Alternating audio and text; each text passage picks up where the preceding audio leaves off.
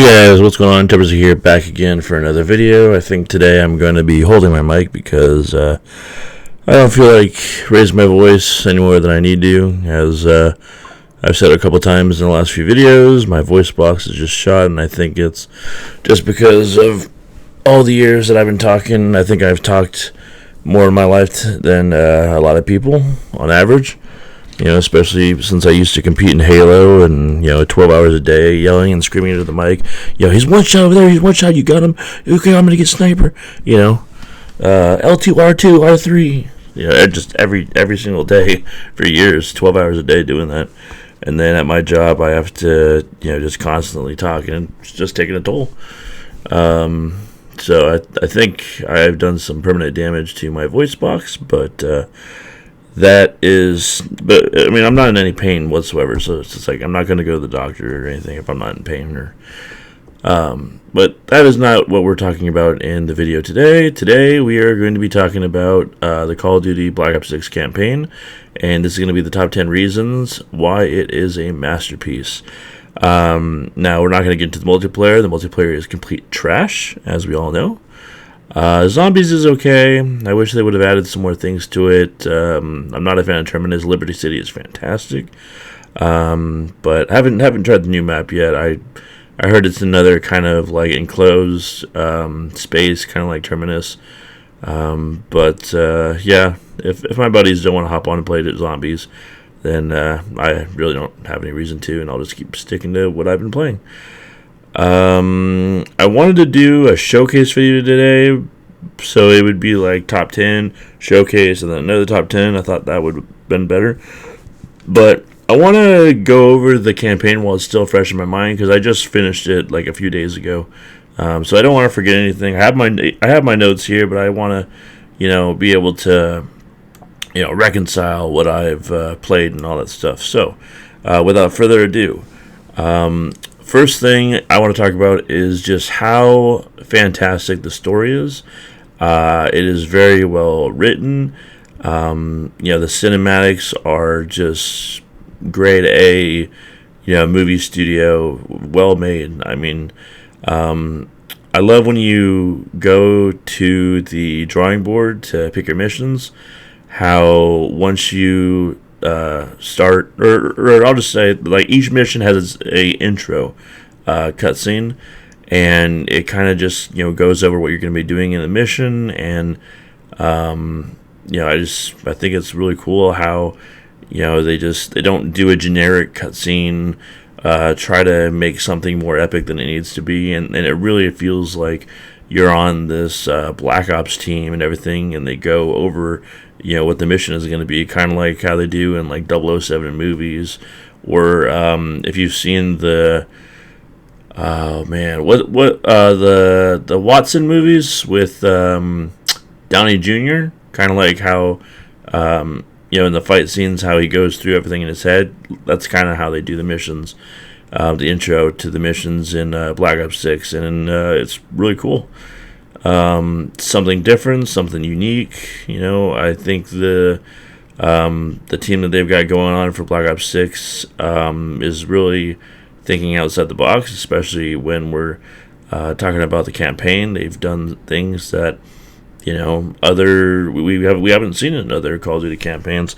Doesn't matter if we're talking about Sledgehammer, the old Treyarch, or Infinity Ward.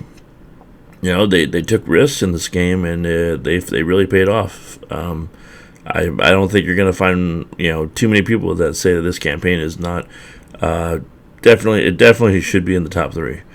But anyway, not trying to give too many spoilers away, but basically how the story goes is you play as a CIA agent who is called Case the whole entire game. His real name is William Calderon, but you're always going to be referred to as Case.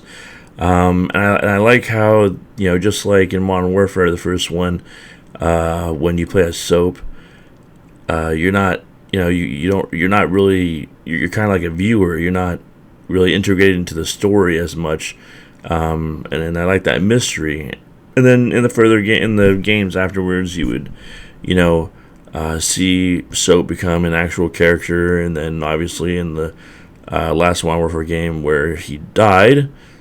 Spoiler: it's been a few years. So who knows? Maybe they'll do that with Case.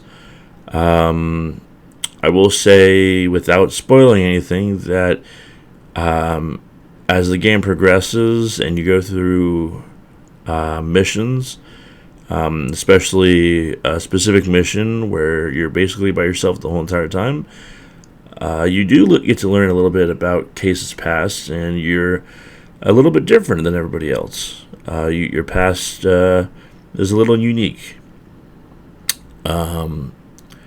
And basically, it's set in 1991, which is a little after the Cold War, and things are starting to pick up again. And then you're a member of this awesome Black Ops team with characters like, you've got Frank Woods, you've got Troy Marshall, who's this new guy, and he's the leader of the team, and his voice actor did a phenomenal job.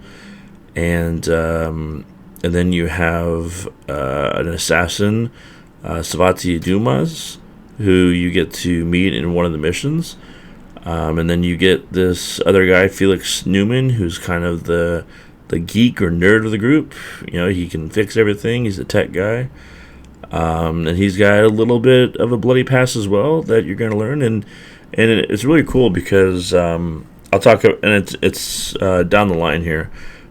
But you get to go in the middle of the missions to this place, and you get to, you can, or if you don't want to, you don't have to. But if you want to learn about all these characters that are on your team, you can talk to them, and they'll talk about their past and what they've all been through and stuff. And it's cool to learn the different backgrounds that make up your team and everything. And everyone has their own little piece to add to the team. So the whole entire team is assigned to conduct covert operations against a anti-military group called Pantheon, and basically what they want to do is take control of the CIA, and they want to destroy America and build it back up to whatever they want in their image. And then number 2 is going to be the guns and gear. Once again, we have a weapon and gear wheel. I think we had that in the previous Call of Duty game. Weapon and gear wheel is back, and it's still the same. Didn't need to change it. It wasn't broken. You get things like you have like a noisemaker that you can toss, and it will distract enemies. You've got the RC cars that you can blow up once you drive it towards an enemy. You've got homing knives, flash grenades, stun grenades, regular grenades. I mean, you've got so many different things to utilize in the weapon and gear wheel. So many different playstyles. This game really invites so many different playstyles to come and check out their game. Doesn't matter if you're a run and gun person like me, or if you really just want it to be like Assassin's Creed and be stealthy the whole entire time. You can do whatever you want. And there's a lot of achievements in the game, or trophies, whatever platform you're playing on, that tell you, hey, we want you guys to use as many weapons that are around the map as possible. We don't want you to stick with just one thing. And they even reward you for that. There's before you start up the mission, you can check out what there's a challenge that is tailored to that specific mission, and it'll tell you, hey, we want you to get 15 kills with 15 different weapons, and if you do that, we'll give you like a nameplate card or something that you can use in multiplayer. So I think that's really cool that they do that. I love that when games give you rewards in the campaign that you'll be able to show it off to other players in the multiplayer, and then they'll ask you, hey, where'd you get that? And then you'll tell them, I got it by playing the campaign, and that'll make them maybe want to play the campaign. So that's really good marketing by them. And then the different guns. I mean, you got the classic AK-47s. You've got they're calling them different names, but you still have the MP5. You have the G36C. You've got multiple different kinds of shotguns, 12 gauge, automatic ones. You've got snipers, probably 10 different kinds of snipers, DMRs, just tons of stuff that you can use. Lots of throwing knives. You've got C4, all that kind of stuff. And it's really easy to refill. There'd be times where I'd be like, oh shit, I'm out of ammo, and I just look to my left. Oh, there's guns over here, or I'm out of armor plates because they put armor plates back in the campaign, which is pretty cool. I think they learned from the mistakes of Sledgehammer in the previous Modern Warfare games and how they didn't really try to incorporate the Battle Royale, the Warzone, into the campaign. They just kind of copied and pasted, and that's not what Treyarch did here. They took pieces from Warzone and they added it. They didn't just say, "Hey, we're gonna do this." But yeah, it's very if you find yourself in a situation where you're out of ammo and you're out of gear and you can't find any, that's kind of a skill issue because it is all around the map. It doesn't matter what mission you're playing. You take 2 steps to the right, to the left, behind you, in front of you, and you're gonna find a gun. You're gonna find grenades or whatever you need. They literally just fill the whole entire map with a lot of different opportunities to refill whatever you're out of. And then number 3 is every single mission is very different. It's its own thing. I never felt like I was getting bored. They really just designed every mission to tell its own story and be its own thing. And some missions you get to work with this person, the next mission you won't see that person. So it's really one mission you are gonna be going into a casino, and then the next mission you're going to be going to I don't think it wasn't in the White House, but you're going to be going to Washington D.C. and meeting all the politics and going to one of their conventions and stuff like that. And then you have a mission where it's just an all-out gun war. And one thing is they are incorporating zombies into the campaign, which I don't think we've seen since Call of Duty 5, which was World at War. So that was really cool. How once again I'm talking about marketing. How they put zombies into the campaign, and then people are like, you know what, I want to kill more zombies, so then they can go play the game mode after they're done playing the story mode, which was really cool. There's a lot of bosses in the campaign, I will say. I'm not going to give any spoilers, but they did a really good job with zombies. It's been a while since a game gave me like goosebumps. I had goosebumps for probably 5 minutes straight, and I don't want to say why because I want it to be a surprise. But man, I was like I was really creeped out in one of the missions. I'm not really much of a stealthy guy. I try my best whenever, especially in Cyberpunk 2077, there's a lot of missions where the mission will end right on the spot if you're seen. And I'm just terrible at those. I try my best, and I can't figure out how to get past, this way without being seen.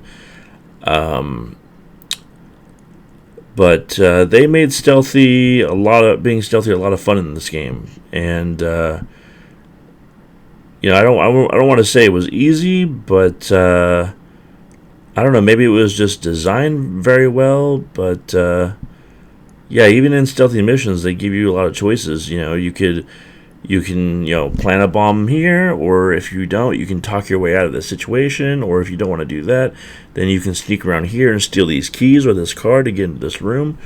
So and probably that's my favorite thing about the whole entire campaign is just choice. They give you so many choices. Number 4 is going to be the mansion. So in the middle of doing all these missions, you're going to be at this mansion, which I think they have like some kind of name for it, like the Rook or something. Before I think like after the first mission, I spent probably half an hour to an hour just exploring the whole entire mansion. There's so many things to do in it.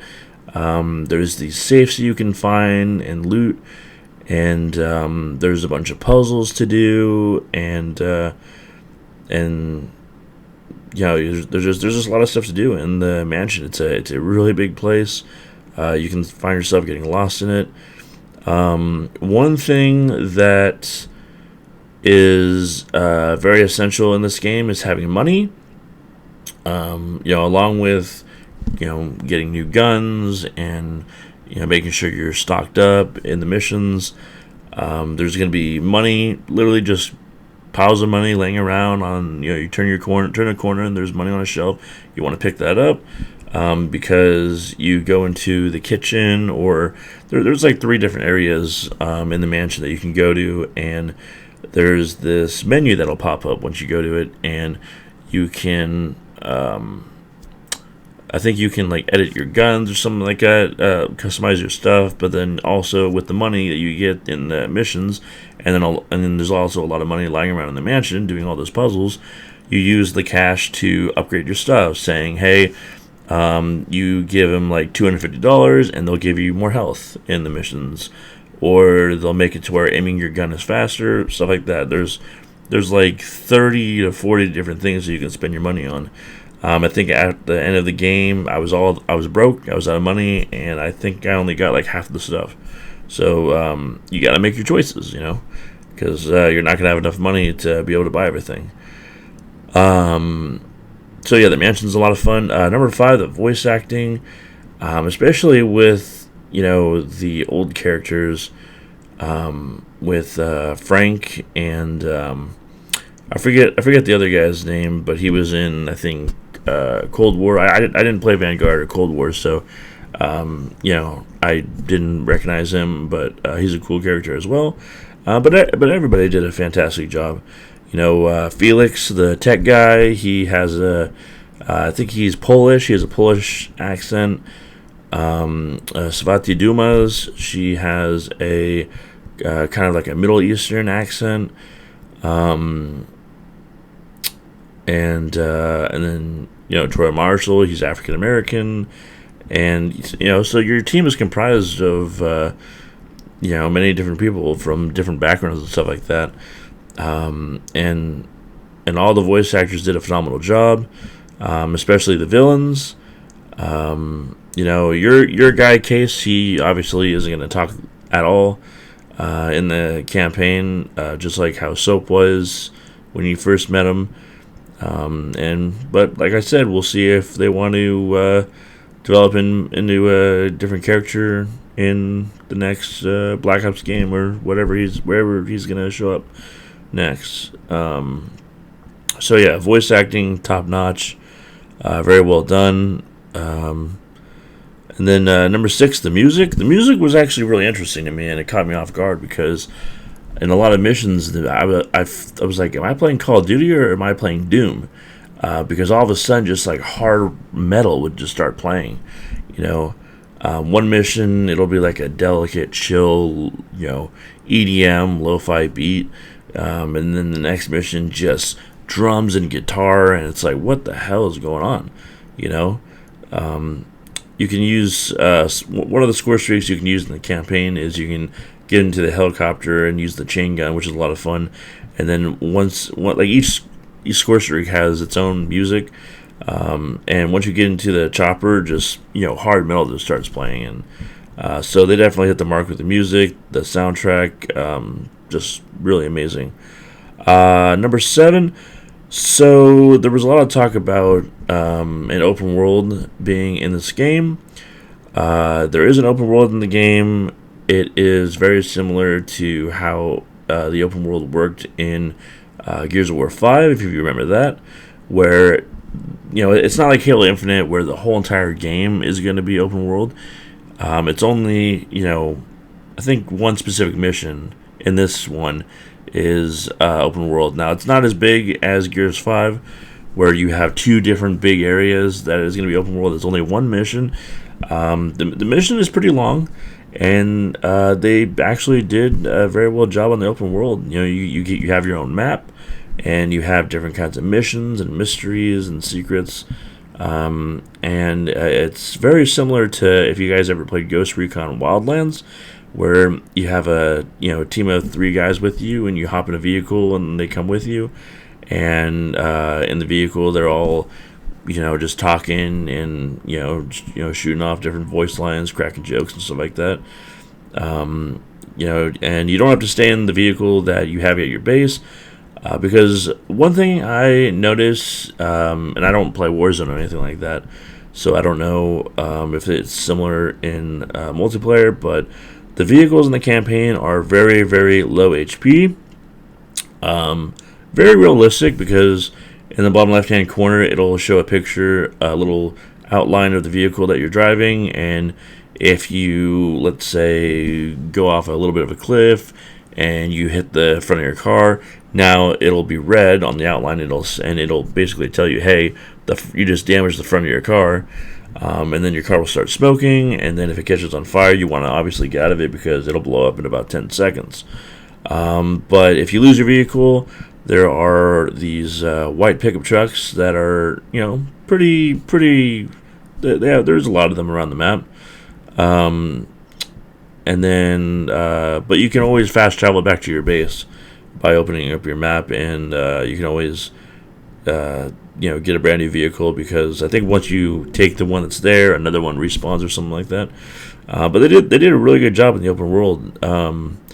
It's you're basically in a desert the whole entire time, but the desert has like different parts, and each part looks different than the next. So, I think they did a really well job, and I want to see more of it in the next campaign.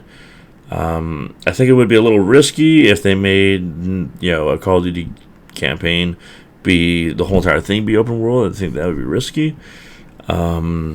Especially with a lot of complaints with Halo Infinite was that they enjoyed the open world aspect, but the issue was everything looked the same.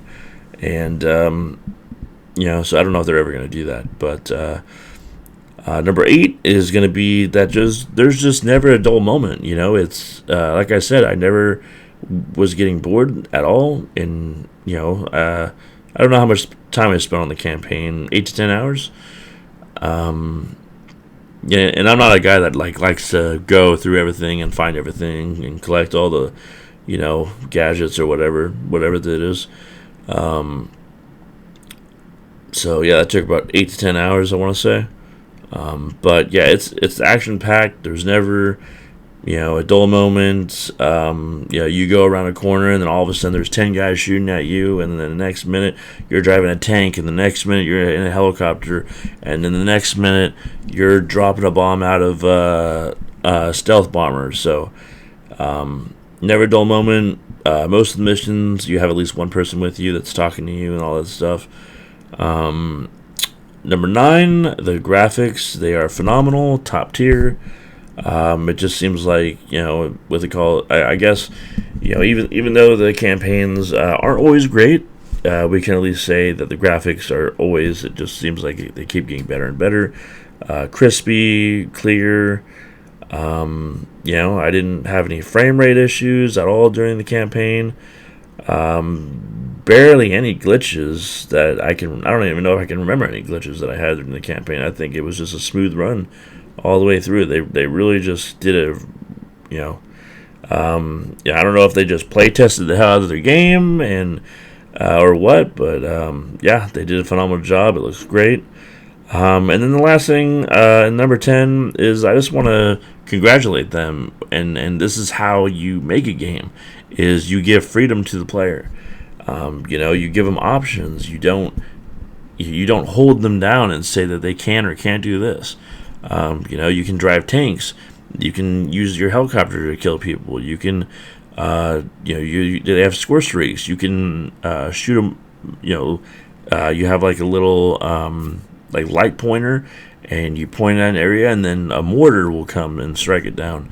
And then I talked about the stealth bomber, and and then you don't have to use those if you don't want to. If you just want to kill everybody with your guns the whole entire time, you can do that. And then just how the AIs follow your every move. One thing that is a good thing, in my opinion, in this game is that your teammates are complete dog shit in this game.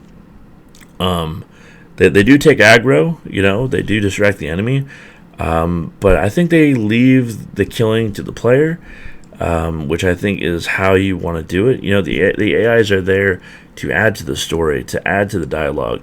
They're not there to complete your missions for you. They're not there to hold your hand, which is, sometimes in other games they make the AIs a little too strong, and they really just, they don't speed things up. They play at your pace. They will move in front of you to a door, but until you get there, they're not going to go through the door. They're not going to open or anything. So yeah, I think this game is just a 10. The campaign is a 10 out of 10. They just, I don't know what I would add to it. Honestly, it has everything you could ever want in a story game. But like I said, I'm not going to spoil anything. I will say that this just isn't a Call of Duty campaign. There's a lot of moments in it where I'm questioning. I have to look and see, am I still playing the same game? Is this Call of Duty? Because this is feeling like non-shooter games that have really good story to them. But you're gonna have to see for yourself what I'm talking about. I highly recommend the campaign. It's wonderful. It's fantastic. Multiplayer, we won't talk about the multiplayer. Zombies, yeah, should try it out. It's a lot of fun for the first 10 to 20 hours, and then after that it gets a little repetitive. I'm not much of a grindy zombie guy, but I had a lot of fun. Probably played 30 to 50 hours doing zombies, and I enjoyed it. So if I had to give a rating for the game, all three components mixed together,